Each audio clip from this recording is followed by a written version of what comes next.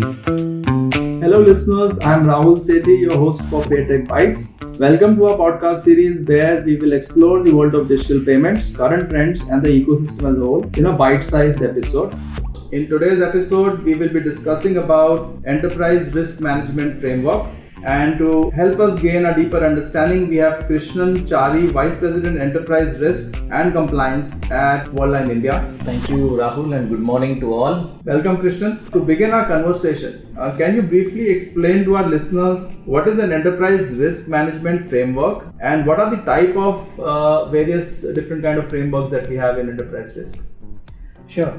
So, enterprise risk management is, it has been in existence for for the last around 3 to 4 decades as far as the formal practice is concerned, both international as well as in Indian markets.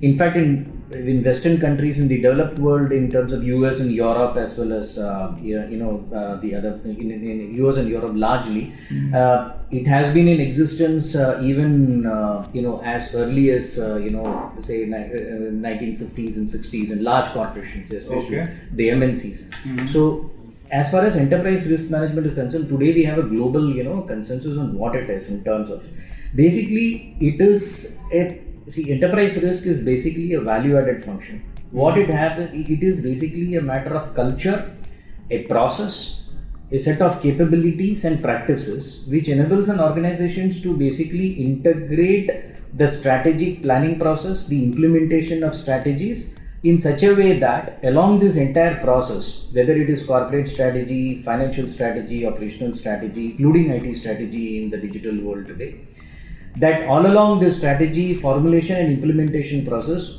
there is a sensitive approach to basically identify risk and mitigate all material risks that the organization is exposed. So that ultimately what happens is you keep the cost of what can go wrong as minimal as possible, and then try to add value to the bottom line. So the idea is if I can mitigate my risks and the impact, financial impact, I'm automatically adding value to my EBITDA, and therefore my enterprise value keeps, is always safeguarded. So there are two ways to look at it. If you look at it from an investor's point of view, you talk about return on equity. Okay. So the fact is, how do you maximize your return on equity? That you can grow the top line and be more profitable in pricing. Yeah. And you can't be profitable in pricing if your pricing does not cover risk. So as long as if you don't identify material risks and price them out, you would not be able to price enough to absorb the risks of the business. And therefore, in case of any unfortunate event, it will eat into your profits. And finally, your enterprise value, which basically is nothing but the overall financial net worth or the cash particular strength of the company, right? Yeah. It will get eroded by any particular risk events. It could be because of a BCP, it could be because of a credit risk that hits a company. In our case, in digital, it's largely in terms of information security because most of the businesses run on such platforms. Plus also in terms of the merchant risks that we will be usually running, and also counterparty risks because our business is a kind of a connected model where we connect operationally with various stakeholders external to the payment system such as banks, also digital lenders, etc. So we run a lot of operational connectivity risk, which if it fails at any particular point in time, then it has financial impacts. It also has business disruption. So the costs of that which we need to minimize. The only way we need to minimize is we need to look for, it's a forward-looking function, not a retrospect. So enterprise risk management is not a checklist. It is a strategic planning. It's part of the strategic planning process, part of the strategic sensitivity process, and that's why it's a value-creating function. So that's the larger definition by which today ERM is practiced across the world, whether it is US, whether it's UK or Europe, and for that matter even in India. And mostly we are all guided by basically the largest accepted body of practices, which is called as COSO, the COSO framework, which is implemented across most of the organizations. Okay, understood. So can you give some illustration for our listeners to understand what you just said better? Yeah. So let's say, for example, in ERM, it's how do you evolve an ERM? So basically, the fact is, first is setting of a culture across the business lines. Okay, so whomsoever, all the departments which are running different types of products, services, operations, etc. They understand that they need to look at business risk or operational risk separately while they are assessing the business and while they are implementing operational programs. So for example, let's say I am developing a product. So I look at what is the product risk. So product risk is that the product can fail.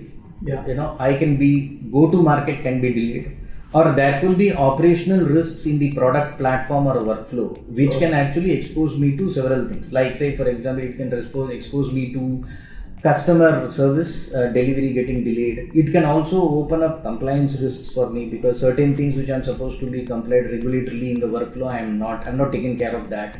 It could also result in errors and omissions which can cause financial flows to be basically erroneous financial flows. Either that my settlement doesn't go in time, or there are duplicate settlements, or there are erroneous settlements. In each case, if you look at it, I'm exposed to a variety of financial and non-financial risks, which ultimately brings in disruption.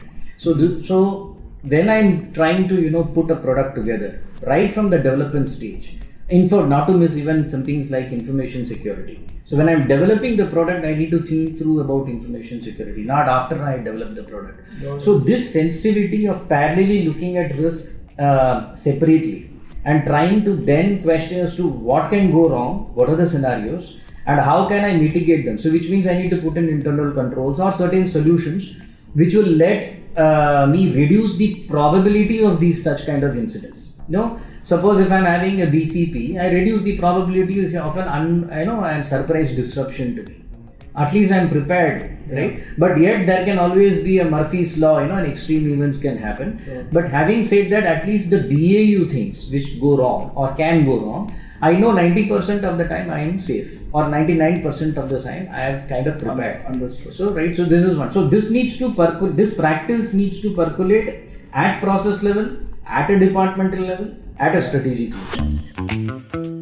Thank you, listeners. We will be continuing our discussion about enterprise risk management framework with Krishnan on part 2 of our episode. Stay tuned for the same.